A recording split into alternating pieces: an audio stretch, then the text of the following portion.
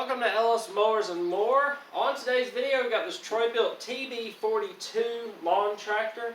It's got the hydrostatic in it, but it also has the Powermore engine in it, or we could call it the powerless engine. Pretty sure it's got a bad head gasket. In this video today, we're going to replace that head gasket and also refresh the rest of the mower to get it ready for sale. Let's go ahead and get started.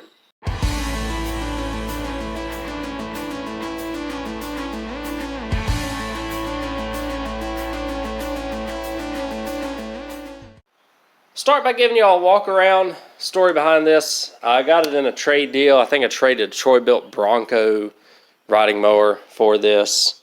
I think I got $325 or $375 on the trade also. This is your model number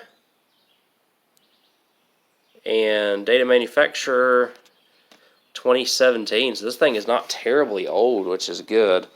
42-inch deck. It has the manual blade engage, but it has the hydrostatic transmission on it, which is great.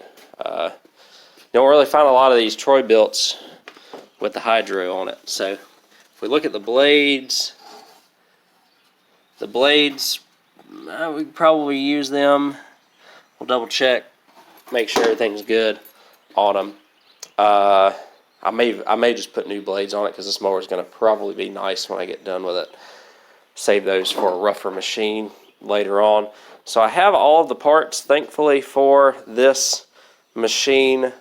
He has done some sort of crazy, or somebody did some sort of crazy contraption in order to get this ignition coil to work. But it will start. But I'm not gonna try and start it. But I'm gonna turn it a little bit, and you can probably hear. Right there, that hiss.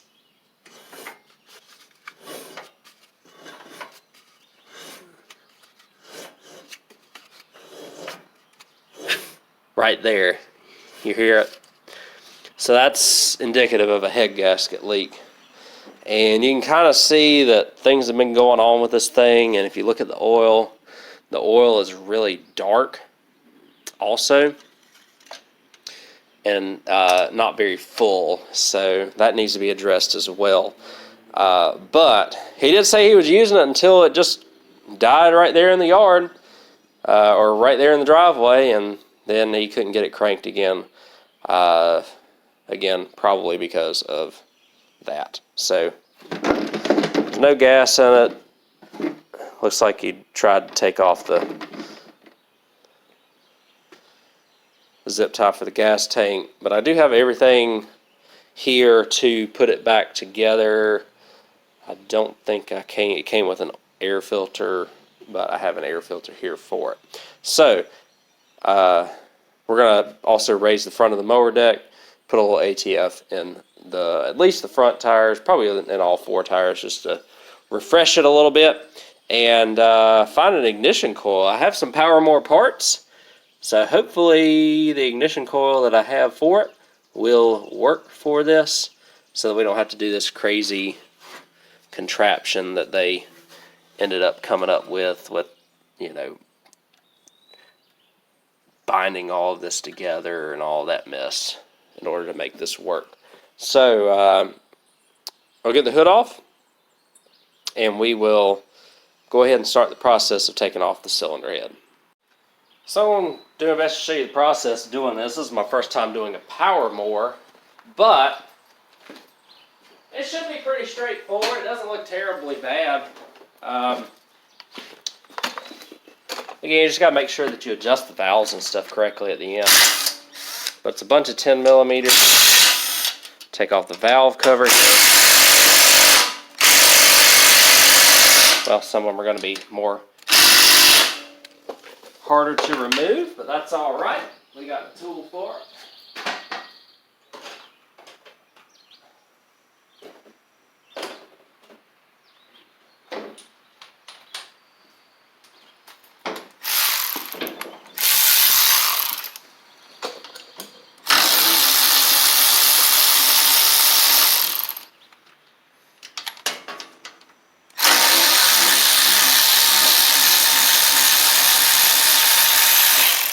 And there are a couple of 10 millimeters for the carb as well.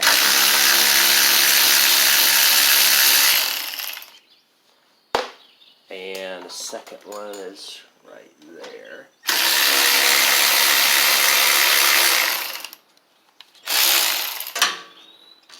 And so that should allow the carb to stay split from the head here. I've got a third one down on the bottom. There it is. Alright, so the carb is split. Shouldn't have to do anything else with the carb. Exhaust wise, you've got a I think they're 11 millimeters or 7/16 over there. So we'll get this last.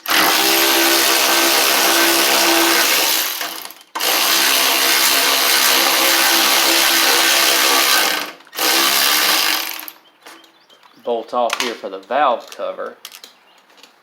Now we should be able to remove it now. Let's see.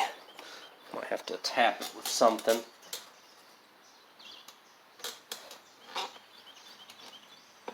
Probably gonna have to do that. Let's see, what else have we got to take off? Looks like we got to take off this shield here. Again, a bunch of 10 millimeters.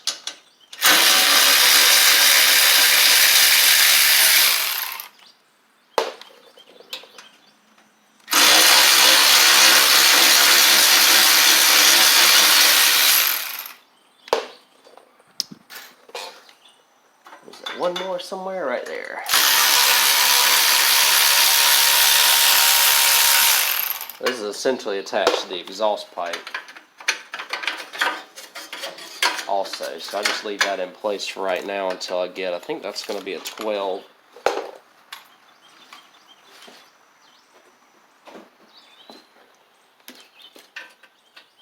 It is, so we'll get that. I lubed up the exhaust studs here. Make them come out a little bit easier, because sometimes they'll get a little rusted. And then what I'm also going to do here is take off this little shield thing for the exhaust.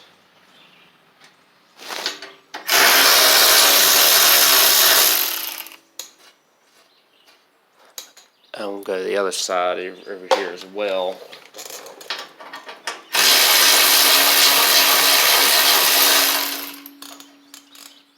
And the fourth one. So that gives me a little bit more freedom of movement with this. Also, and then I'm going to take this 10 millimeter off. That allows me to actually get the exhaust off here. Should at least. Okay, so that gets that out of the way. We should be able to get this 10 out of the way now, which is good. And then we'll pull the plug, and I'm going to pull the exhaust cover here. It looks like we have an 8 millimeter for something right there as well. I'll figure out what that might be. Just gotta get that off.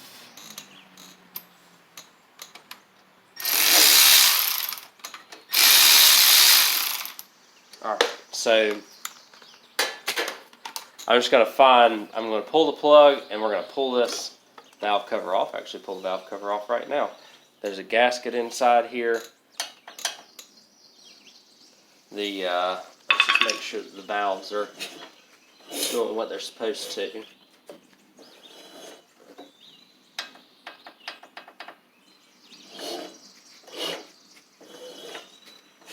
And they appear to be, so that is good.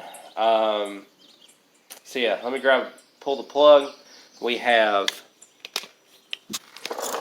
probably 13 millimeter. We have 1, 2, 3, 4. There's another one right here. 2 inside here. 5 and 6 to get off. So Those are the 6 bolts. There is, let's check one more bolt down here. Looks like that's just a little metal piece holding something on. We may have to take that off. I'll let you know. But we're going to get these 6 bolts and the plug out. I'm going to get them all loose to the point where it's time to take the valve cover off. Alright, so I got all 6 of these bolts loose. I don't think I have to take the one out down here, but we'll see. But we're going to just slowly pull this out here.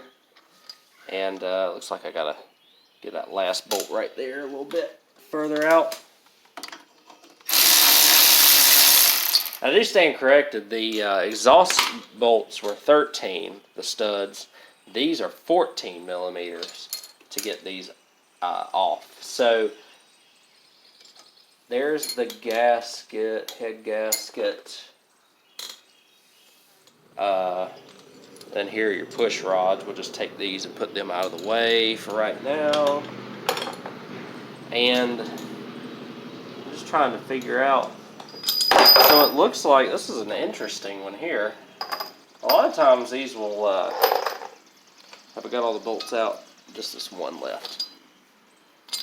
So it kind of looks like, you know, a lot of times if you're doing Briggs and Strattons, they'll blow right here because of the poor design. This one right here actually looks like it blew out right here on the side of the cylinder, which is kind of crazy. And you can kind of see that here as well on the head. So I'm going to clean and prep this surface, get the new head gasket in, and we'll see what we can do to get this thing running again. Okay, so I've got the head surface cleaned and prepped pretty well here. I could work on it a little bit more. I just usually use a wire brush, get it all nice and looking good. So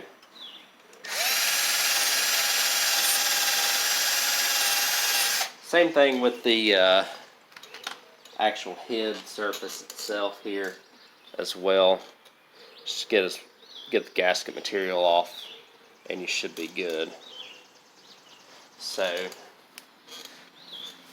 I'm going to do the head a little bit more right here because this is the area that it blew out, so I want to make sure that's especially nice and clean.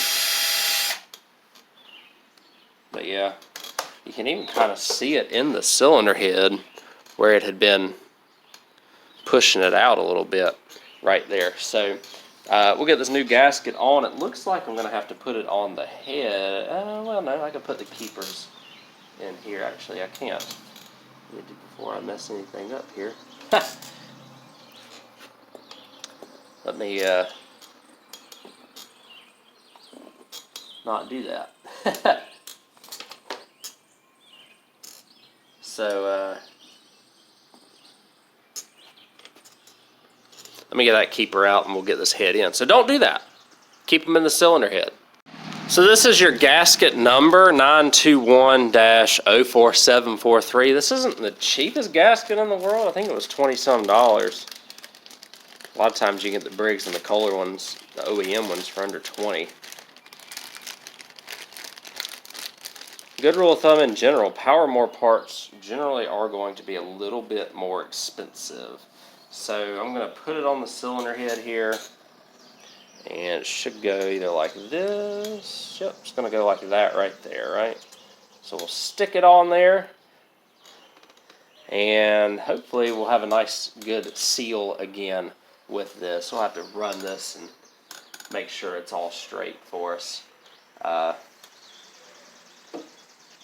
yeah, I actually was putting that guide in the wrong hole. That hole has nothing that goes in it. So, don't do what I did there with the guide, but literally just stick it on. We're going to torque it to spec. I'm going to check the specs. Generally, they're around 20 foot-pounds, 18 foot-pounds or so, and then we've got to put the valves in and adjust those. So pretty much what I'm going to do now is just take all these bolts,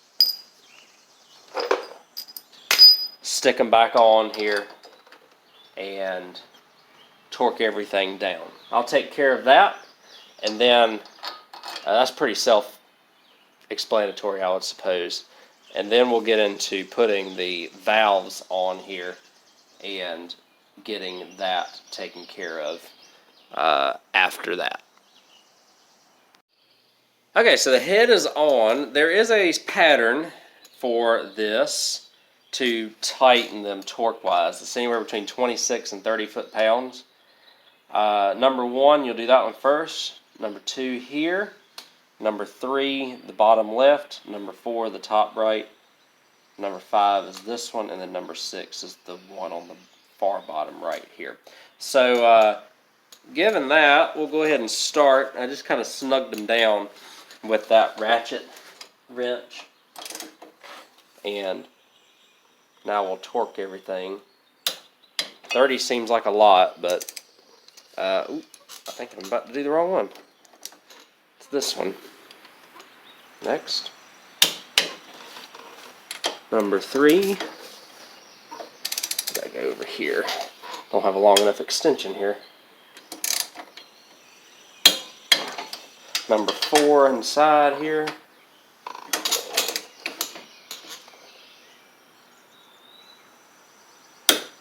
Okay, and then, was it this one, right? Number 5.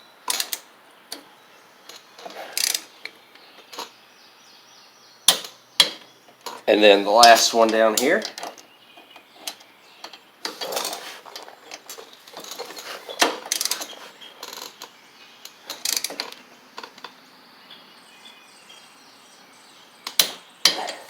$30 seems like a lot, but that's what the manual calls for, so I'm going to just go through every one of them one more time here. Make sure I got the right, or make sure that they're all good. Let's see, it was this one.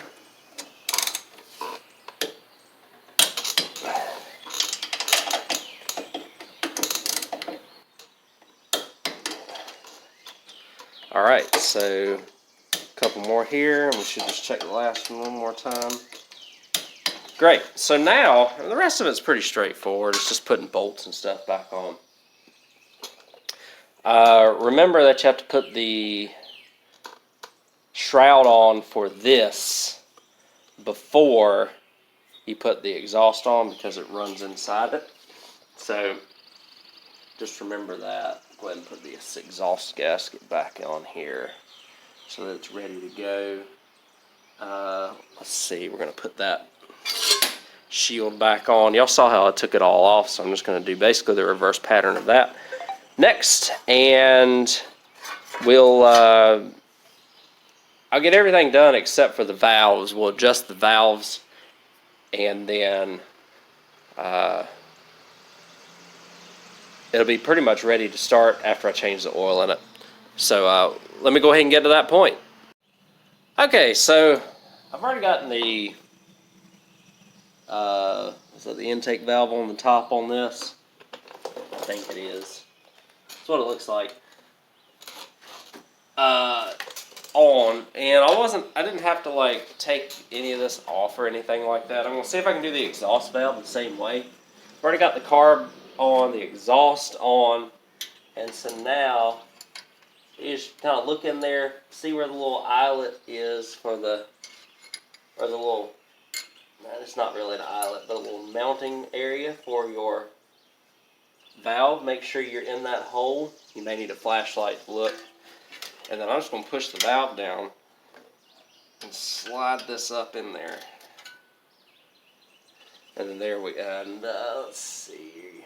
Everything looks good. You'll know it's good if you do this right here. And you push the valve in, push the valves in. Feels like we've got pretty good compression now, which is good. Now the one thing I've got to do, make sure that your valves are out. I've got to adjust the valves on here. So just got to get your feeler gauge. And this is an Allen on the inside, it looks like. And then you're going to have, I think that's a 10 millimeter on the outside to adjust them in or out, however you need to. You'll get a feel. A little bit hard to explain sometimes how to do this, but you loosen the looks like you're going to loosen the nut first on this, and then turn the Allen in to, I believe, that would tighten the valve. If you turn it out, it would loosen the valve, maybe vice versa. But the goal is you want to get them to about 5 thousandths or so. This one's a little loose. This one I think is a little tight. So actually, let me pull it back out just a tiny bit here. Make sure that your valves are like, if one of them's in, you can feel the other one. This isn't like a science project or anything. You could also just make sure they're at top dead center too. It just kind of depends on how you want to adjust them. But again, I just got to get a 10mm wrench, the Allen that will fit inside of here, to get these adjusted. I got to loosen this one up a little bit and tighten this one up a little bit to get it in spec. Generally 5 thousandths is around where you need to be for these small engines. I'll double check to make sure for these Powermores, and then we'll be ready to slap this valve cover back on, put the exhaust shield back on, and put the spark plug in. I'll change this ignition coil out as long as I've got one with me, and change the oil, and we'll be ready to rock and roll, hopefully with this machine. I'll let y'all join up with me then. I think I've explained everything that needs to be done, and the process of putting it all back together and taking it off. So let's see if this work here is going to pay off. Well, we're at the point to at least try and start this thing. A couple little things I had to do. I think one of the studs is missing off of the ignition coil, because I think one of the studs acts as the mount for the shroud. So he already had a bolt in here, but gap it with a business card, put it where the magnet is, which is right here, let it suck up against it, and then tighten everything down, and you've got the clearance that you need. The dipstick was leaking a little bit. I put an O-ring around it, so hopefully that'll stop that. It's almost like it was missing something. And then this is the exact ignition coil, so I may have to kind of modify this a little bit in order to make it work, but we'll see. Valves are adjusted. Hopefully that explanation helped y'all. And everything's back on. I've got the battery hooked up, so let's see what we might have. Put some gas in it as well, so let's see if this thing will kick off for us. It'll be excellent if it does. And then let's see, I don't have any lights or anything, unfortunately. But that's alright. It might only light whenever it's running, so I'm just going to kind of put that to the side for right now. And let's see if it will kick over for us.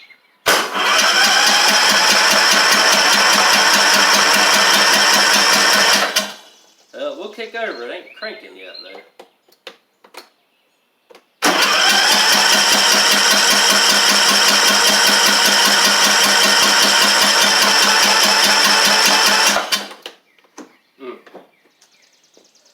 I'm wondering if it's grounded out.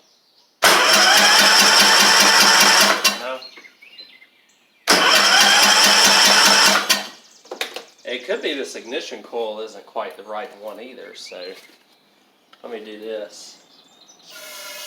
Might even have a little water in the fuel too, so that wouldn't help matters either. Or a little bit of water that got into the carb. Okay.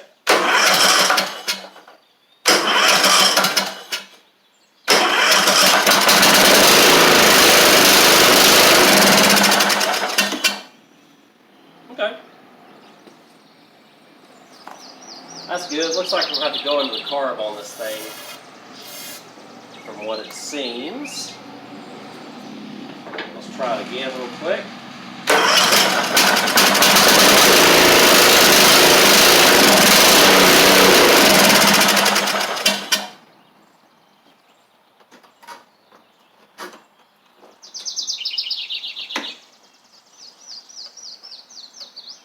Choke isn't really engaging very well. It kind of looks like these are a little too screwed in.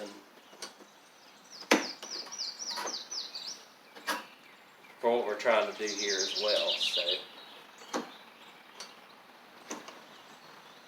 because it's not really engaging the choke very well.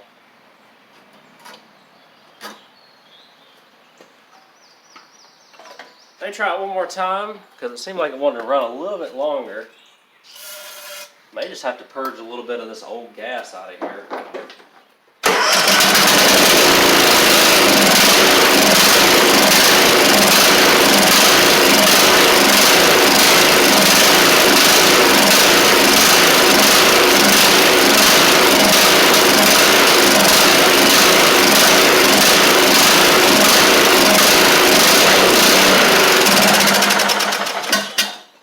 Interesting. So, it does sound like it needs a little bit of a carb clean or something along those lines, but the good news is it sounds like it's got what it needs, good compression and everything.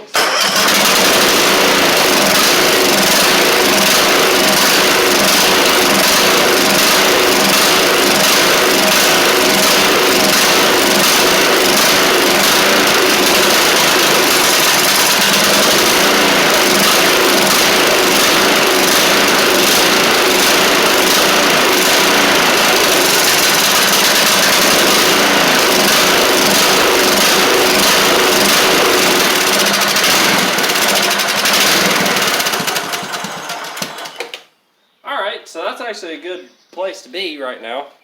It is running, doing what it needs to, I suppose, in that aspect. These things are sometimes sensitive to air filters too.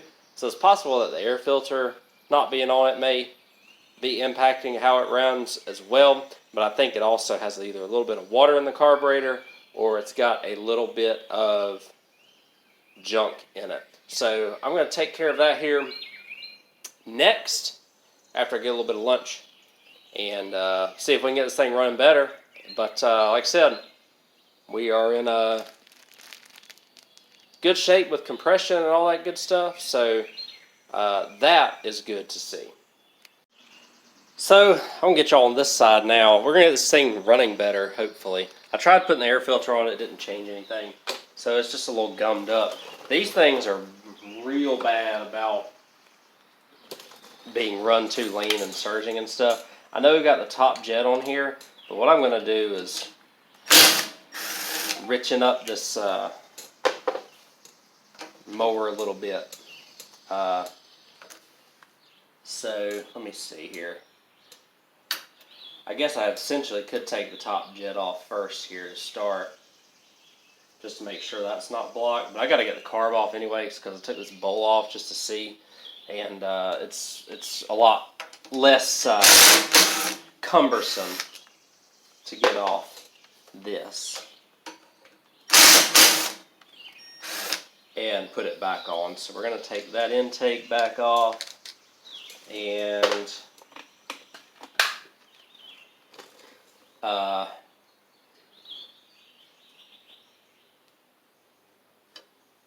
what we got to do now is I got to get the fuel line off there.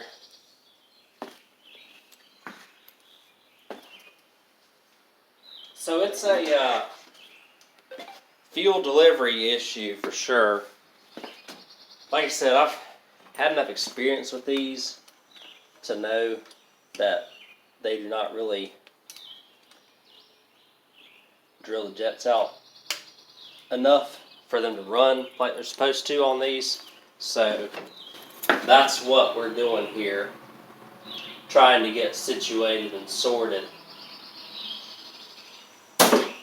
So I'm going to get this fuel line clamp off, and I think I can get, let's see, that little return line. It's not even hooked up to anything anymore. But I should be able to just take the fuel line off and then kind of work at getting these linkages off like this. It is a little more difficult to take off the studs on the back from what I have experienced before to get this taken care of.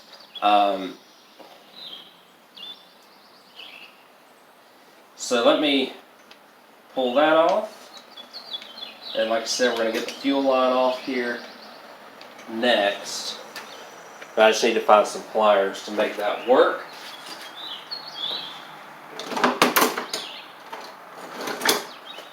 These needle noses should do the trick, hopefully. Okay, alright. And so we'll pull that fuel line out. They put these sleeves on them, so you can't get the clips all the way up. And we'll work the line off here now.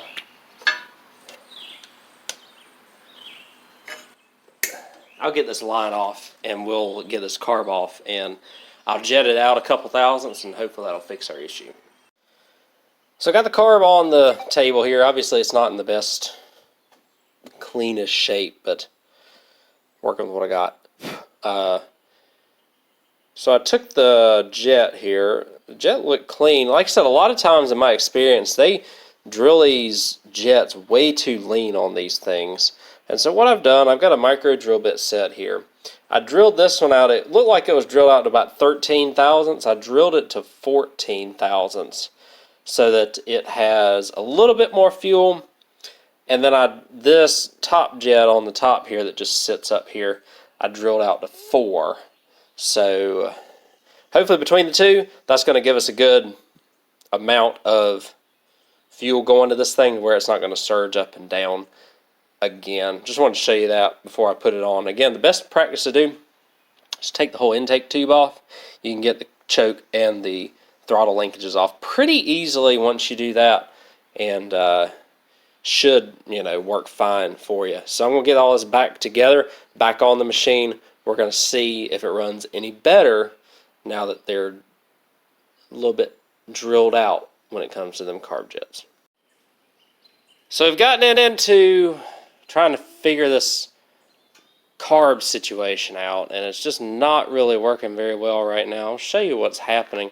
I have done what I said I was going to do, and drill them jets out, and I've drilled this one out, I've drilled this one out, the bottom one out, and it's still doing the same thing that it was doing earlier. So it makes me think that there's maybe something actually in the carb that's gone bad. I'm not sure, but we'll see. I just don't have time to deal with this. But I mean, it runs. There's no head gasket failure or anything. I put the old ignition coil back on just to make sure that wasn't the problem. I've adjusted the choke and the throttle a little bit here with those bolts just to see if that does anything, and I knew it wasn't, but I was like, well, might as well try. Sprayed out all the other compartments of the carb, and it's still doing it. So I don't know if it's like a leak internally, or like an air leak through a seal or something. I don't know. I just feel like I'm going to be chasing this thing, and I just don't have the time to do it right now. But because I've got, the golf cart, the gator, got a mower on the trailer, that Husqvarna needs to come in here that our customer repairs, and I was trying to get this going for a guy that is looking for a riding mower.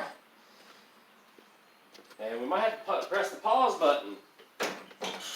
But, it will start and run.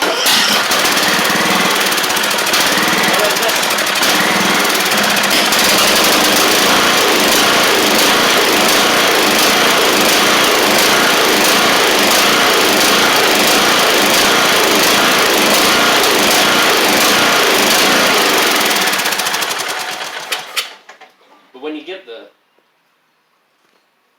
when you turn the blades on, it smooths out. So it's like, what do you do? So, you gotta love these Powermores. Please, put it in the comments. I may not have this mower when I post this video anymore, but post it in the comments if you have ran into this. I've adjusted the valves, the head gasket. The other thing I can think, because I've sprayed carb spray around all of the little inlet areas on the other side of the carb here, and it doesn't change tune, it doesn't change anything. So I'm thinking that maybe the carb has gone bad with and without the air filter. So I don't know. I'm tempted to put a order a carb and just put it on there to see what happens. Because like I said, part of me thinks that carb has gone bad. But I don't know. Hate to order a carb and then it not be it, and kind of the same boat. But I might. Because this mower's really nice. I don't want to sell it like this. So, one other thing I've got to do, because it's missing it, is I've got to put a guard on here for the side, because it's gone and it keeps slipping the belt off here. And those 3 bolts there will take care of that. Probably level the deck and a few other things. Part of me wants to just go and get something else going here, because I really need to get going on some stuff. But we'll see. Just really want to get this thing running better. I really want to get it running better, but it's not happening right now. Let me do some thinking. I'll get that guard on. I'm going to raise the front of the mower deck with this 3/4 to get it raised up, level that up, look at the blades, and figure out my next steps here. So I put a carb on this thing. Y'all saw me break apart the old one. I don't know what it was about that old carb, but I put the new one on here. It's a Hawaii carb, which is exactly what came on it originally.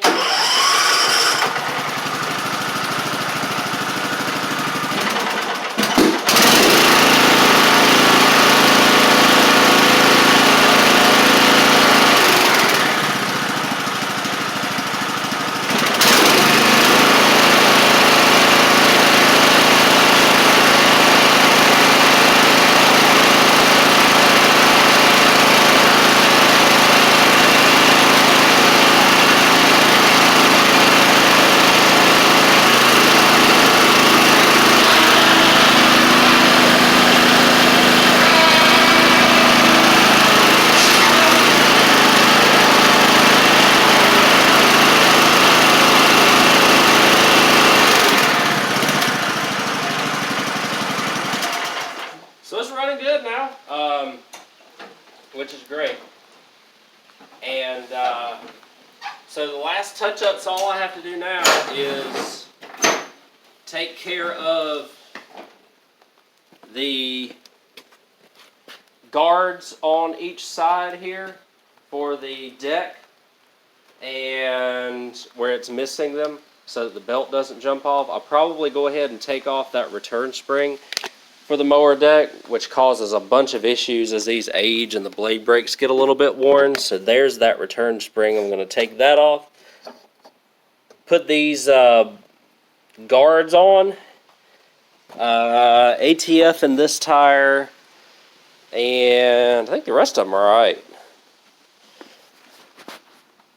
So, and then level the deck. The deck leveling is right here.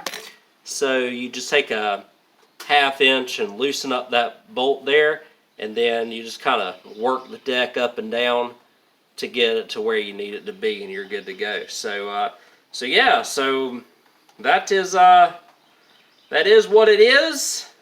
I'm gonna, like I said, get these deck guards on that I mentioned earlier, fix that right front tire, and what I do on these as well. Well, no, we've got a reverse safety here, so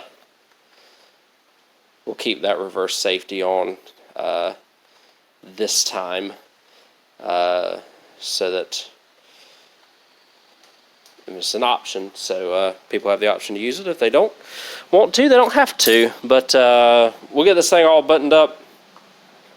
Maybe a couple of new headlights here. And this one's nice enough. I'll probably shine it up a little bit, clean the inside of the headlight lenses, and get all that ready to go before it's time to sell it. And we'll see what happens. So there it is, guys. We got a little bit of rain here, so might have to make this quick. But let me show you these deck guards. I'll idle it down a little bit. These deck guards are just 3 bolts. The bolts are included in the ones that I bought. which is nice. The deck level, again, I showed you right there. Just make sure both sides are level and your tires are the proper pressure before you level the deck. And I put a headlight in it so both headlights work. Gave it a good cleaning, put a little bit of transmission fluid shine on it to make it look good for pictures and stuff. And I think she's ready to go, so I'm going to take it just down the strip here and, well, where my neighbor's lawn service left a little bit of grass clippings in my yard, and test this out. And I took the return spring off that I showed you in the previous clip, so it should work now, and we'll test that out here in a second. Well, the rain picked back up, so wait a few hours. We're gonna test this thing out real quick and be done for the day.